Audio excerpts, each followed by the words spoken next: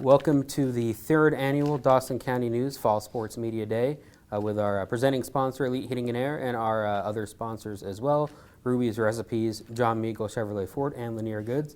We're going to start out today with the football team, the Dawson County High School varsity football team. They're going to have a little bit of a new look for the 2023 season. We'll start out with an opening statement from head coach Sid Maxwell about how the summer has gone and some of the progress he's seen. I'll give the floor to you, Coach. Well, thank you, Rio, and also honored to be able to have the media day and a chance to talk about Dawson football. First of all, like I said, been blessed year 9 for me at Dawson, and each year we sort of challenge our guys to try to get better every day, and it's a journey along the way to get ready for region play. We do have a lot of opening spots. We were heavy graduated last year, but each year we come in with the expectations that the next guy's up. And these young men are ready for the season. We're tired of lifting weights in the summer and not actually getting to play a game. So it's ready to get out and put the pads on Monday and have that challenge to get better each day. And obviously try to keep the tradition we've had for the last 8 years. And that comes from hard work, dedication, consistency, and for the young men, trust in the system. And obviously these guys here, it's going to be important for us this year because we have so many new faces for them to step up and be leaders. They'll take us as far as we go. We need to be a player-driven football team. If you're coach-driven, obviously you're going to, it can be done, but it's a journey along the way. But I've got guys here that are sitting with me today that I feel like as we get ready to kick off Monday are ready to take the reins and the tradition that we've set at Dawson. You know, we always say we play for those who, we represent those who played before us, and we try to set the standard for those to follow. So got big shoes to fill each year, but these guys are ready for the challenge. All right, and I know one area that's going to be really important all season is going to be the offensive line. Can you tell me a little bit about what you've seen from those guys? A lot of them are seniors, so what are some big things you've seen from them? Well, you know, we've had like young man behind me, Briggs. He's really stepped up this year to be a big-time leader on our football team, which we much needed that. He's the center, so obviously we're a gun football team, a spread football team, and you can't play unless we get the ball back to our quarterback. So we're really blessed to have him sort of lead the offensive line. We've got guys who are very talented on the offensive line that have potential, but we're going to have to really work hard. We've got some new running backs, so they're going to have to do more than just open a hole. They're going to have to push their opponent down the field for us to have success. And again, offensively, that's where probably our strength of our football team should be. But obviously, I'm always cautiously optimistic. I'll know more once the season begins. And I guess we can start if we want to get some perspective from players. We'll start with Briggs back there. If you'd like to speak a little bit about how the summer's gone for the offensive line and what you've been able to see now that you're a senior and how important that is to you. Well, we've been training hard all summer. We got a lot of good kids on the offensive line. Like we got Crew Moldor, he's a sophomore coming up. He's a stud. Simeon Welch.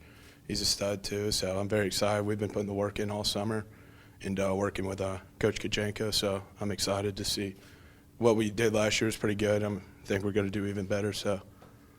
And are all of these seniors up here? Yes. Mm-hmm. All right, perfect. Colton, I'd like to hear a little bit about your perspective. I've seen you be very active trying to help the younger players, and for you, what has it been like kind of being a part of a program that, a lot of people graduated last year, but now it's the next people it's next man up. So what has that been like? It's been pretty difficult to fill the spots, but we're getting it. Our offense is pretty solid this year. Working hard in the weight room. Just can't wait for game time.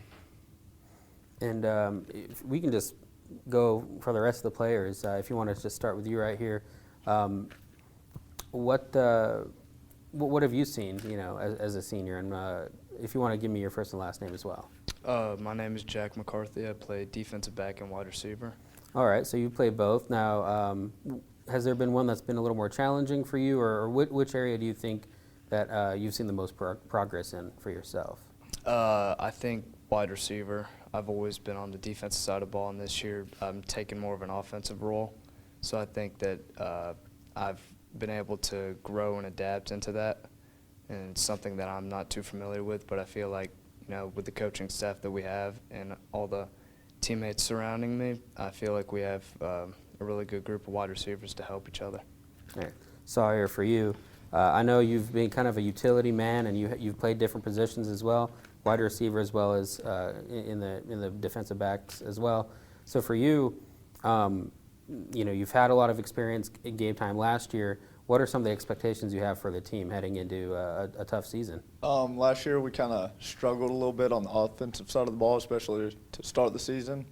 And we were more of a ground and pound football team last year and running the ball a lot. And we have a strong line, so it makes sense to run the ball a lot. But this year I think we'll also have the pass game working really well for us on the offensive side. We got a good receiving group. Our quarterbacks are stepping up a little bit more, and hopefully we can use that, add into our game, maybe get a deeper playoff run this year through that. Our defensive side of the ball, we got a lot of young guys that haven't played much on the defensive side, especially defensive back, and we're hoping they step up this year and make plays for us. Great.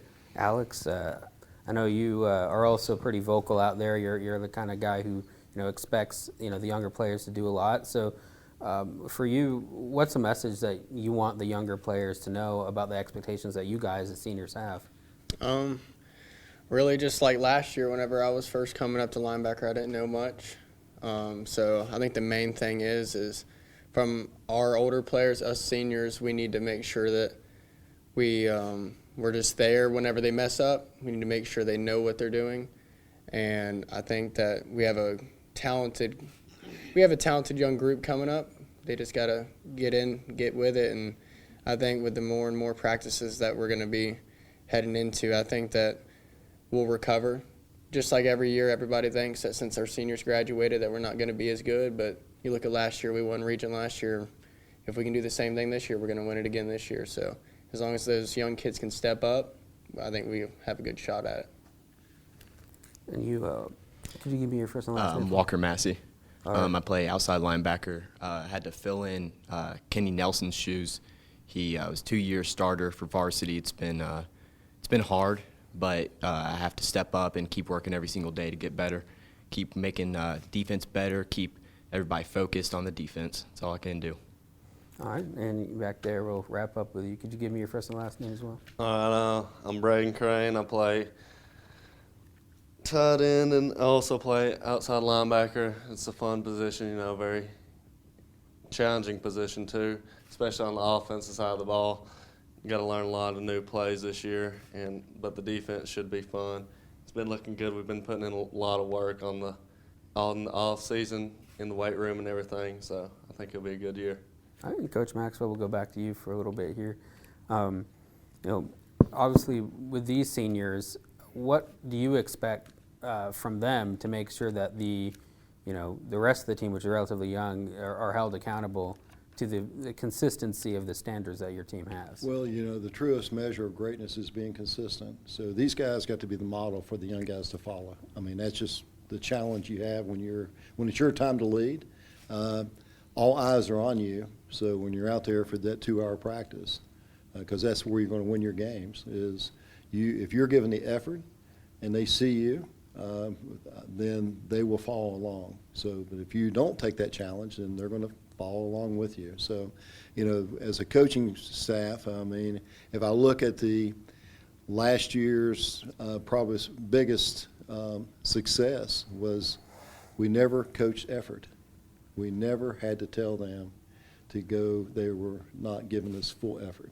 When you play at that intensity, great things are going to happen. And so my challenge to this bunch is we can't live in the past, but we need to learn from the past, and we need to make sure that to have the bright future, we got to do those basic fundamentals that will lead that team to success. And what's important now spells win. What's important now, and that's when you walk out there, have a purpose. Have a purpose in the weight room. Have a purpose in your position. Know your position well as you know your name. And take responsibility of your actions, good or bad. And if you're going to fail, fail doing what we're trying to teach you to do. That's how you get better. Don't ad-lib our system. Trust it and be committed to it. And these guys know the challenge. They've been with me since junior high, and we run the same system. That's one good thing we have done at Dawson to have the continuing success, is they just got to trust and believe, and they're going to have tough times. It's going to be tough situations, and it comes down to that toughness to overcome that, and that's going to be our challenge. And it's going to be these guys that hold the line, because obviously they're out there playing. We're on the sidelines being observers, but when it's heat of the moment, 4th and 1, whether it be on offense or defense, the challenge comes with those guys pulling together for success.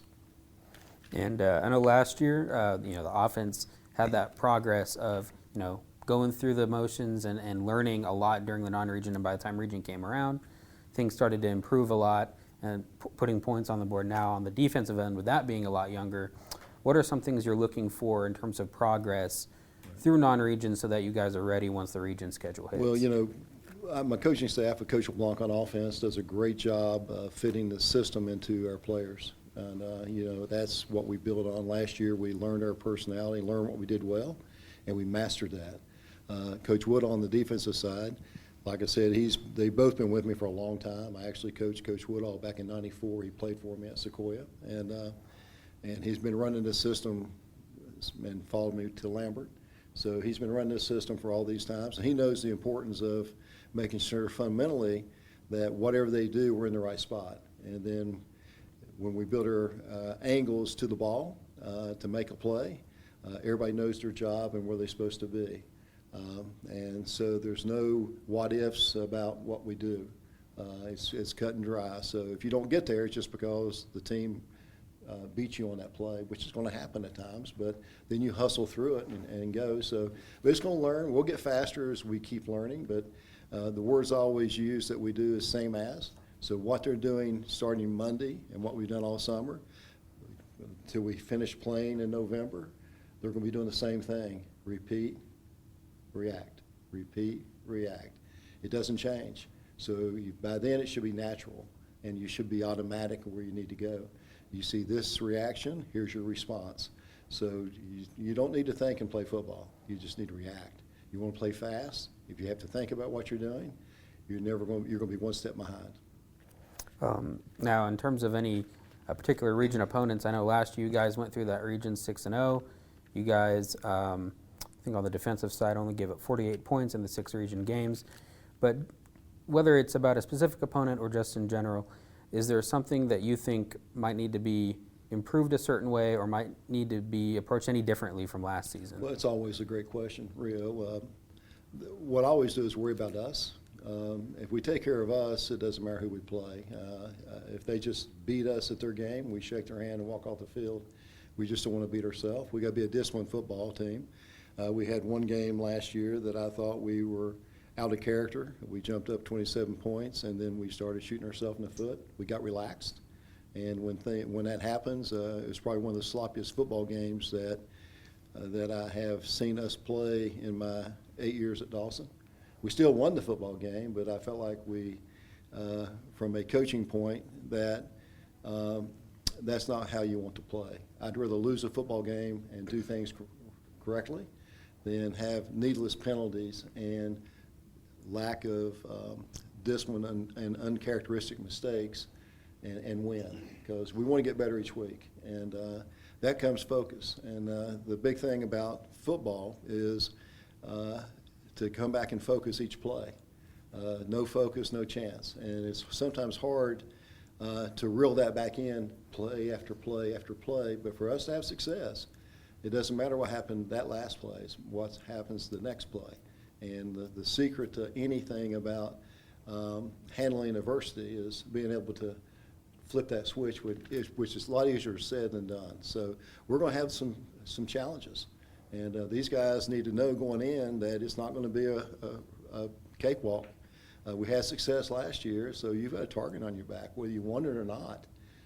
You're going to have that. They're going to come out and play their best game against you because of what you've done in the past. Right now we play a sub-varsity region that is higher classifications because it's just tough to find games because we've had success. When I first got at Dawson, I could play to anybody I wanted to. from single A to private school to whatever. They were calling me for games, and now we're playing more, I guess, upper class opponents because of the success we've had. But that's the challenge each year. It's next group comes in, you're going to have that challenge, and you're going to have that opportunity to not back down and bow up. And doesn't matter what classification you play, whether it be 7A or your own classification 3A. It just they put their pants on the same way you do, and you got to reach that challenge. All right, now just to kind of wrap it up, I'd like to hear if any other players have something they want to say, whether it's a message about the upcoming season or something that they want to improve on or anything of that. Would any players like to kind of wrap it up here? All righty, no problem. Well, thank you all so much for coming here. This has been the Dawson County High School varsity football team. They're starting at a scrimmage next week, Friday, August the 4th, here at Dawson County against North Forsyth. And so that'll wrap up our football portion of the 2023 Dawson County News Fall Media Day.